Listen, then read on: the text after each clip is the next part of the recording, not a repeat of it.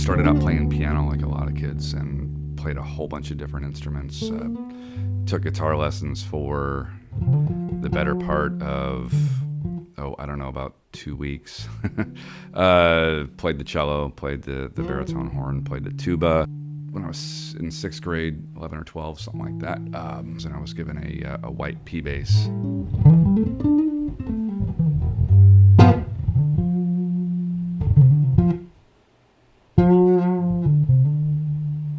And from that point on, I started banging on that, making incoherent music, and it was kind of back to being 4.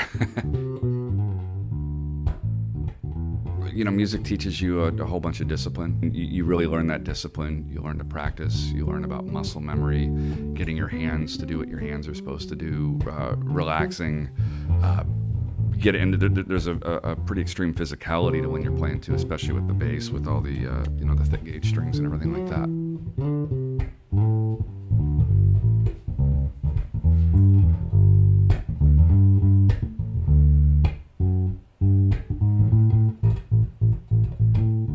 Bass players, there's not a lot of solo work for it. That's why when you put bright lights on and ask a bass player to play, they get a little weird. So we're used to lingering in the shadows. So learning how to work on your own, but also learning how to get along in a group without losing your identity is pretty interesting. So a lot of that carried on to photography. I guess I never stopped practicing and didn't realize I wasn't supposed to practice with a camera.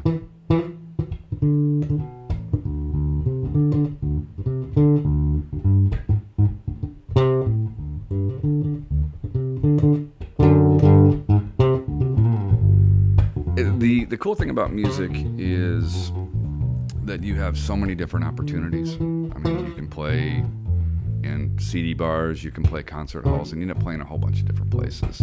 Sometimes you're just hanging out till 3 o'clock in the morning, just playing with friends, and it just really depends. And that's what's great about it, is you get to do all sorts of different stuff. Kind of like photography. Sometimes you're on the side of a mountain, sometimes you're in front of a kid. Recently I started playing more, and I guess I just really wanted to have a 4-string bass, and I really wanted a 4-string jazz bass, and I kept looking around trying to find what I wanted, and I couldn't really justify the price. And so with having a wood shop in the garage and whatever, I decided somehow along the way that I was going to make one from parts. Then the parts turned into other projects, which turned into glue, which turned into doing everything myself and watching a lot of YouTube videos. This bass is, so much of this is actually handmade. As far as having a wooden bridge, the wood had to be cut out of basically a single block. The saddles have to be cut. This particular one has a laminated top, which, if it kind of looks like a butcher block, it kind of looks like it's because it pretty much is a butcher block.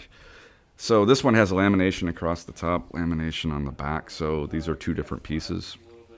But really, when you're working on the body, the simplified approach is you start with just a big hunk of wood, and you just start cutting.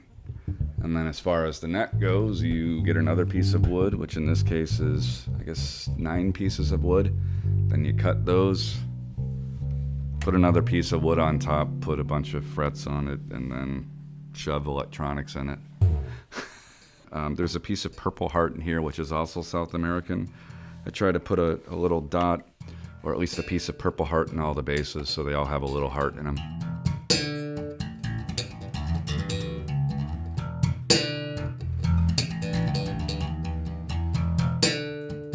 The journey from music to photography, which then got me into more of the visual art side of things. I'd say that woodworking has been a part of my life for a long time, but it's probably a bit more recent in any formalized sense. And in a lot of ways, I'm still not really a woodworker because I have so much to learn. But to be able to take all these different disciplines and bring them together, like putting visual art along with my music, kind of ties in the last 40 years of my life, and I can hold it in my hands.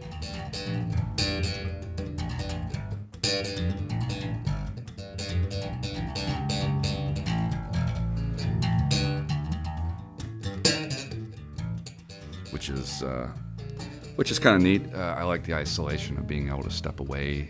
I've never been one to be too much into doing the same job every single day, 9 to 5. So being able to come in here and get away from people, shut out that part of my life is not exactly a bad thing. Music doesn't always make me smile. Sometimes music angers me. Sometimes music makes me happy. Sometimes music makes me melancholy. And there's so many different emotions. You know, the reality is music is just a bunch of frequencies floating around in the air, and it's creating organization from chaos. So the mere fact that that can be organized in such a way to draw out emotion is a completely synthetic thing that has such to do with culture and has nothing to do with culture and all the above. And so in that regard, I just liked having another, I guess kind of a cheesy answer, but another tool to express myself with. You know, being able to express myself through music, being able to express myself through cutting, through photography, through Photoshop, I mean, you name it. So I just love it, just having another way, and I also like just shutting all that off and just listening to some music and escaping into it.